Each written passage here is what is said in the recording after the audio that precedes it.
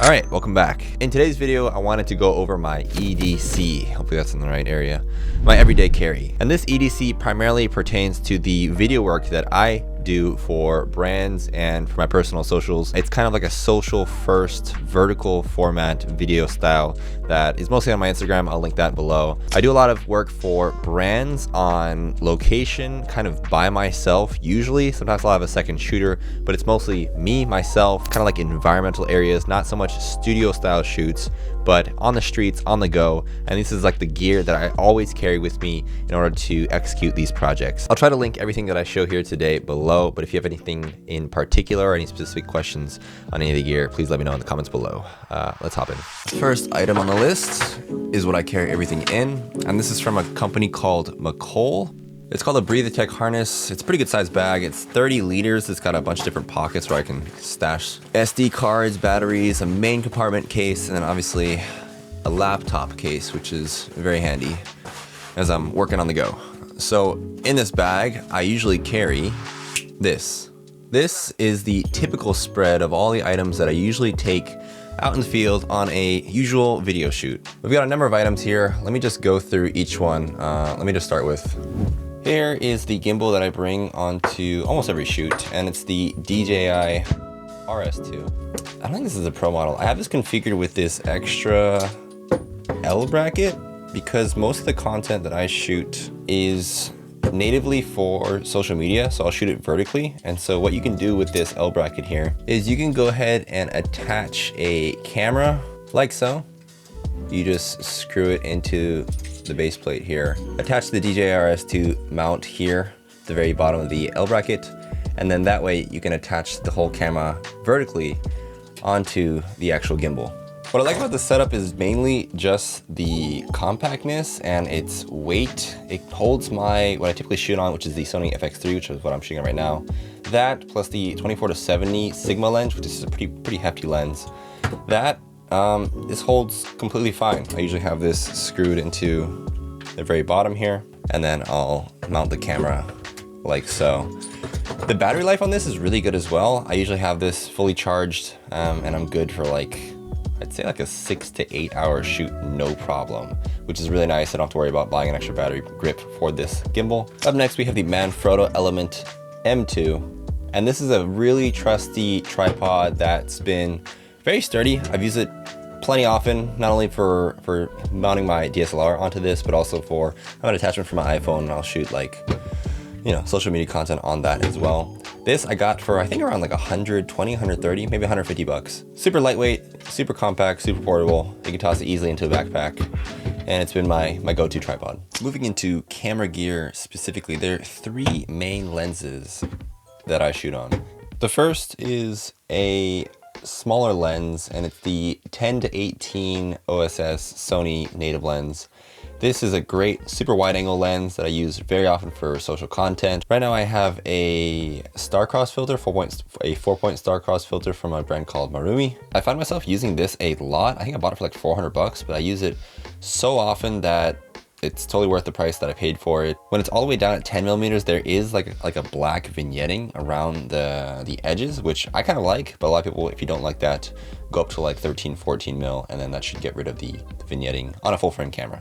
The next up I have is I picked this up recently. It's a Sony G Master 14 mil f 1. This is 1.4. It's 1.8. And this lens I've been using a lot for portraiture, but for video it's really great. It doesn't have the vignetting that this has, but it's a super wide angle lens that has a great aperture. And I like how the aperture ring is actually on the lens, and you can either make it click or not click, which is a nice feature. When click is off, you can smoothly change the aperture. And this is super nice to have.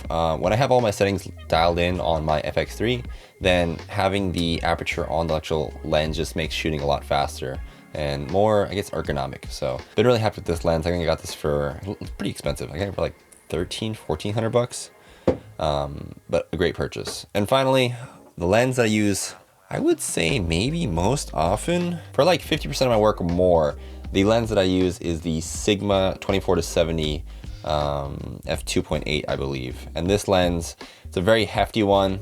this lens weighs almost more than the FX3 itself. It's a beautiful focal length for video and also for photos. I think this is like, if you don't have this, then you're missing out on a lot of shots, especially for like a single cinematographer or videographer working on smaller production things or like in the field. Having this one lens with the 24-70 really saves you from having to carry a bunch of different lenses besides the wide angle lenses that I choose. I do have the 70-300 zoom lens, but I do not carry this all the time. This is just for like special occasions when I need super zoom shots.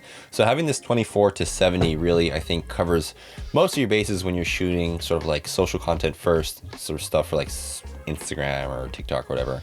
Having 24-70, the 14 and the 10-18 covers most of my bases.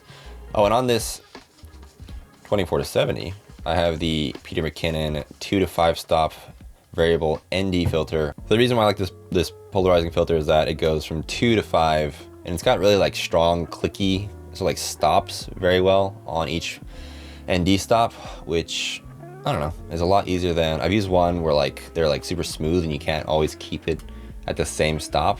So having this, and this is also pretty expensive, it's like 250 bucks, maybe 300 bucks, but having this on my 24-70 allows me to shoot nice aperture shots even during harsh daylight situations. In terms of audio, there are two microphones that I've been using. More often than not, I'm usually using the DEITY V-Mic D3 Pro. I found that for the cost and kind of performance, this shotgun mic is really reliable. It's really easy to use and it's relatively cheap.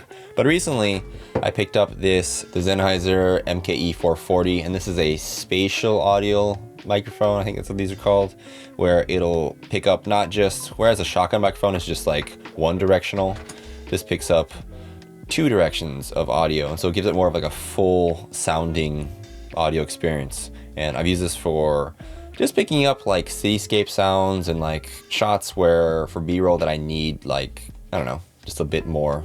Everybody needs one of these. This is just one of those like air blowers. The problems with these Sony cameras is that they don't have like the automatic, what do they call, dust sensor cleaning that like Canon cameras have. So I always have like dust and just gunk on my actual sensor, which is a pain in the ass. And so whenever you change lenses, you always got to give it a nice push of air through this, and then that'll solve all your problems, right? Up next, we have the Insta360 V3. And this is a 360 specific camera, or 360, I don't know what it's called, native cameras. I've used this pretty extensively over the last few months. I used to use the GoPro Max, and now I'm using the Insta360 X3. Right now I have it attached to this suction cup, which I can put on cars or the hoods of different items, or you can just like suction cup, and you can even suction cup to this, and it'll stick pretty well to it. I have like a couple of different like longer poles. I've also got like this 3-meter extension pole, which is crazy. Usually I have these paired in my bag just so that gives me a variety of different things that I can shoot with this camera in particular. It comes with like this rubber casing thing that you can easily put on the lens, which protects the lens. This is one of the things on the 360, the GoPro 360. I'm sorry, the GoPro Max, which I didn't like because you had to keep putting on these like plastic bubble things to protect the lens every time. I always lose these, so I had to like buy different ones. So that was one of the things I didn't like about the GoPro Max. And with the Insta360, super easy to protect the lens, easy, good to go. Quality of video is very comparable to the GoPro Max. I might do like a specific review on this camera in particular, but yeah.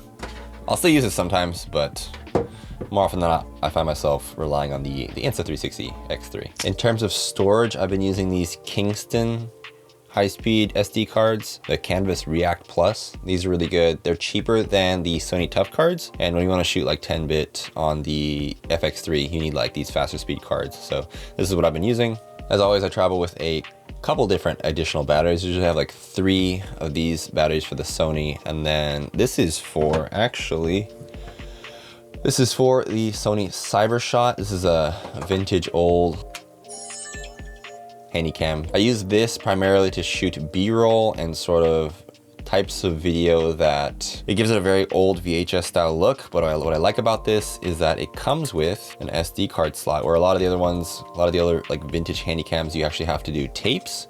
This one comes in one of these old like micro PSP style memory stick duo things that you can plug in a micro SD card, which is really helpful when you're working with stuff that's like time sensitive. There's a lot of cool features on this. What I like to do also is I have this like really cheap Amazon fisheye lens. I can, if I can do this right now correctly, you can actually set it up so that it'll be fisheye. This is kind of like a cheap way to do like a fisheye on a handycam, but a fisheye on a handycam. And what I like about this is the form factor, right? It's so small. I mean, compare it to, let's say, this is just the extra SD card for this. But if you compare this to the Sony A7, like it's so small, it's so light, and it's a great option to keep in your pocket to shoot any sort of like B-roll, just like off the cuff stuff. And it's great to have in the bag. So I always carry this around. So yeah, that's almost all the gear that I always bring with me on video shoots. For photo shoots, I kind of have like a different everyday carry, a bunch of different gear that I use for like lighting, for stills, also my film gear. I'll do a separate video on that. But before that, I'd like to thank not necessarily a hardware sponsor today, but a software sponsor. Today's video is sponsored by DEITY. DEITY is a company that I've been using for a very long time. It's what I use to color grade almost all of my videos. This video in particular as well is color graded on DEITY on DaVinci Resolve. But DEITY just launched an application for both iPhone and iPad, and it is what I use a lot of times to color grade and edit the look of film into both my photos and videos for social media, mostly Instagram stories and stuff like that. And it's really easy to use on your phone. The great thing about DEITY is that the technology that they implement isn't just like a preset that you add onto like the top of your photo or your video. It actually helps build into the color science, and also specifically the film gate weave and the film breath that they use in addition with the film grain. It's not just like putting on top like a 35mm overlay on your video footage. It adds a great level of grain that when you play through it, it looks natural. Both on your photos, it looks great, but the video, it really is where it shines. And it's something that I use very often. Thank you again to DEITY for sponsoring this video. If you're interested in any of the desktop plugins, please use my code GAKUYEN for 10% off any future purchases. So yeah, thanks again for staying to the very end of the video. That's pretty much all the gear that I typically use for video shoots. Sometimes for specific shoots, I'll have like different lenses, or maybe I'll bring on like some light sourcing. And then I'll probably bring like an assistant to help me like carry all this stuff, because this is kind of a lot for one bag. But besides that, that pretty much covers it. If you have any questions, again, leave in the comments below. Thanks again, and I'll see you guys next time.